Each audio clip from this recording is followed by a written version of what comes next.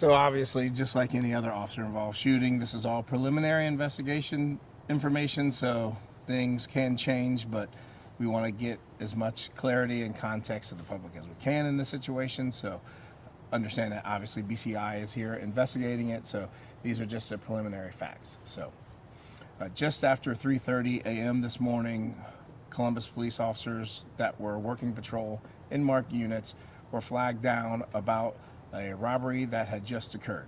Now, again, this is very preliminary, but I just want to stress that the officers were in the area looking for a robbery suspect that had occurred just previous to this incident. While that particular officer and other officers were in the area looking for the robbery suspect, the officer involved was flagged down by two individuals who stated that they were approached by a male with a firearm and pointed it at them.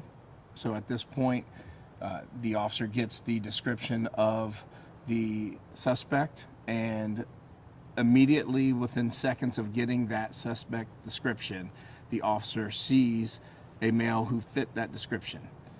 Immediately, the officer stopped, attempted to get the suspect to stop, and the suspect took off running. It was a very brief foot pursuit, and during that foot pursuit, the officer aired that the suspect had a firearm in their possession, and after the officer aired that information, the officer discharged their firearm several times, striking the suspect. The suspect was transported to Grant Hospital in critical condition. Unfortunately, that suspect did not survive the injuries and was pronounced deceased. So at this point, the officers did render aid until medics arrived and transported as well. But at this point, the investigation is still ongoing. And again, just to make it clear from the beginning, the officer was flagged down by multiple individuals who said that they had a firearm pointed at them. It's unclear at this point what the specifics of that information was, but this officer was already in the area in regards to a robbery that had already occurred. So through the BCI investigation, we'll get more and more into what that possible robbery was, or the string of possible robberies prior to the shooting taking place. Did the suspect discharge their weapon? There's no indication that the suspect discharged their weapon. A gun was recovered off the suspect at the scene.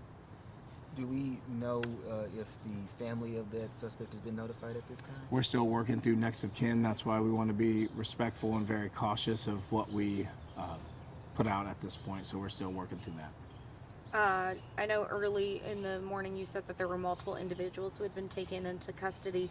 Is that in relation to this incident, or is that in the potential string of other robberies that you guys are looking into?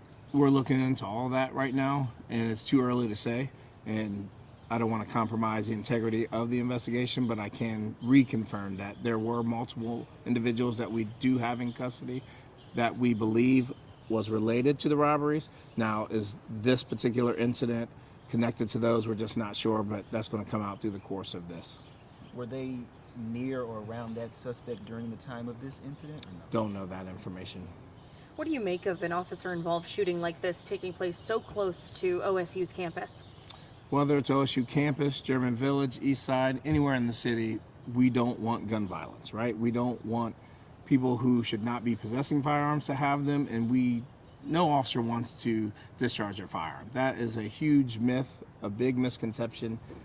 Nobody wants that stress, not only on themselves, but for the family of the person. So regardless of where a shooting takes place, we absolutely do not want that to happen unless absolutely necessary. Yeah, we know that the entire area has been blocked off for quite some time. Are you guys going to be here throughout the rest of the afternoon, or how long is this going to take? Yeah, as long as it takes for the investigators to get everything and make sure we get it complete and identify every possible area that there could be evidence. So we're going to be out here for at least a few more hours.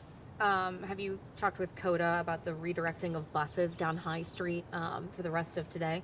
Yeah, that communication has been already had, and we'll continue to have that to make sure they can get from point A to B.